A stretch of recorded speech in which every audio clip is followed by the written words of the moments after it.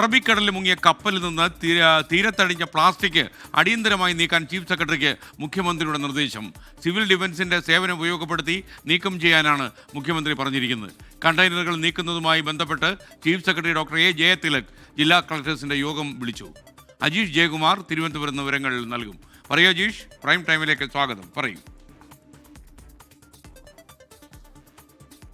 ഈ കണ്ടെയ്നർ കടലിൽ മറിഞ്ഞ കണ്ടെയ്നർ തീരത്തടിഞ്ഞത് വഴി ഒരുപാട് പ്ലാസ്റ്റിക്കുകളാണ് കഴിഞ്ഞ 2 ദിവസമായി കേരള തീരത്ത് എത്തിയത്. ഇത് വലിയ രീതിയിൽ നാട്ടുകാർക്കടക്കം ബുദ്ധിമുട്ടുണ്ടാക്കുകയും ചെയ്തിരുന്നു. ഇതിനെ തുടർന്നാണ് മുഖ്യമന്ത്രി ചീഫ് സെക്രട്ടറിക്ക് അടിയന്തര നിർദ്ദേശം നൽകിയത്.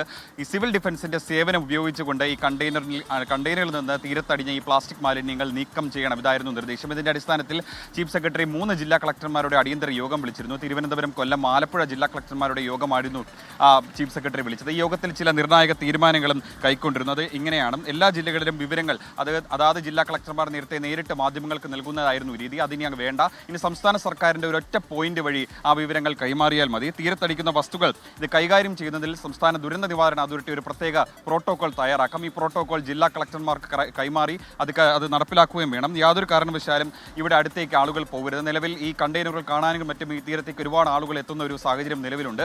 അത് വേണ്ട, ഇനി മുതൽ അത് വേണ്ട. മാത്രമല്ല, വേണമെങ്കിൽ ഒരു അനൗൺസ്മെന്റ് വാഹനത്തിന്റെ സേവനം കൂടി ഉപയോഗിക്കാവുന്നതാണെന്നും നിർദ്ദേശം ഉണ്ടായിട്ടുണ്ട്. സന്നദ്ധ പ്രവർത്തകരെ അതിന് സജ്ജമാക്കണം. അതായത് സിവിൽ ഡിഫൻസിനെ ഉപയോഗിച്ചുകൊണ്ട് ഈ ഫയർഫോഴ്സിന്റെ ഒരു മേൽനോട്ടത്തിൽ ഇവിടെ അടിഞ്ഞുകൂടിയ ഈ മാലിന്യങ്ങൾ, പ്ലാസ്റ്റിക് മാലിന്യങ്ങൾ, അതുപോലെ ഈ കണ്ടെയ്നറിനകത്ത് ഉപയോഗിക്കുന്ന സ്പഞ്ച് അടക്കമുള്ള കാര്യങ്ങൾ ഇത് നീക്കം ചെയ്യാൻ ഉടനടി നടപടി സ്വീകരിക്കണമെന്നും ഇന്ന് ചേർന്ന ഈ യോഗത്തിൽ തീരുമാനമായിട്ടുണ്ട്. ഓക്കെ, അജീഷ് ജയകുമാറാണ് വിവരങ്ങൾ നൽകിയത്.